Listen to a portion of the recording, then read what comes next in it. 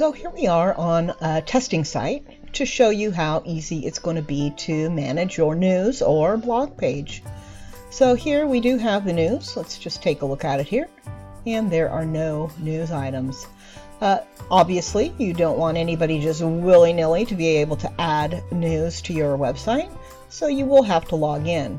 Now, if your site doesn't have regular users, then this login might be hidden, and that will be given to you through our conversations, of course. But let's go ahead and log in here.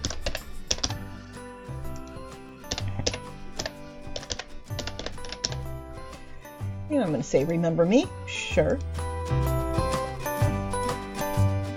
And here I am, super user. That's me. Now I'm going to go ahead and go to the article manager. You see as I hover around, these little things come up now. And that's because I can go ahead and edit all these things. But for the sake of the demonstration, we're just going to go to the article manager now, which is now available to us, where before there was nothing here. This only shows up when you're logged in.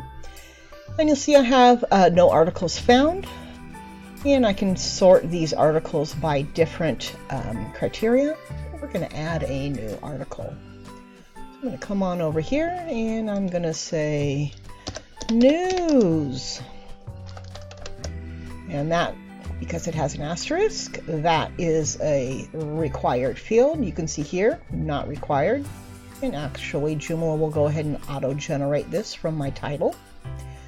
And I'm going to go ahead and just use some dummy content here, actually, because I don't want to go ahead and type a bunch of stuff. So here you see I've got some dummy news, and it even has a picture and all this stuff. Now this is going to be on a blog news layout. I really don't want this whole thing to be in here. So right after the first paragraph, I'm going to go ahead and insert a read more. See how that line's there now, and we'll see how that plays out on the front end.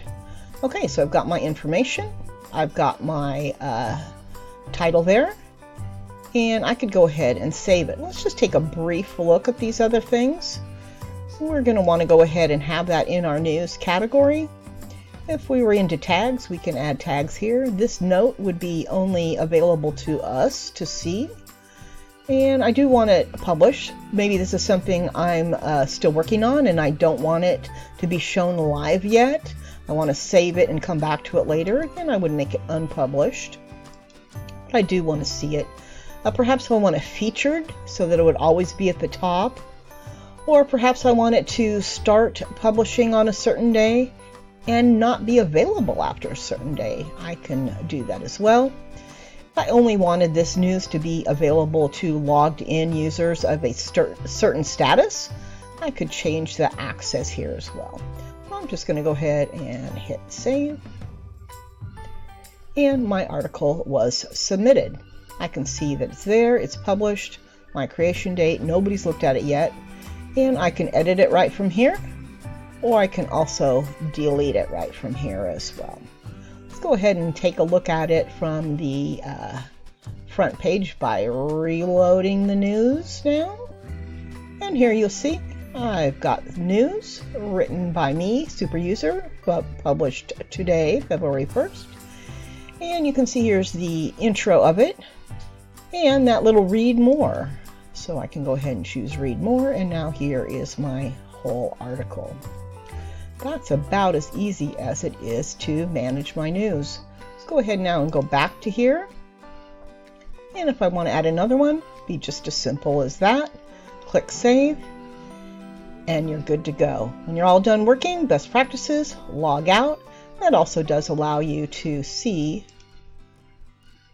your website as others will see it as well. If you have the auto publish feature on your website, once your news has been published, it will automatically post to your Facebook, Twitter, and LinkedIn accounts. So if you don't have that and you'd like it, go ahead and check in with me and we'll get you all set up for that.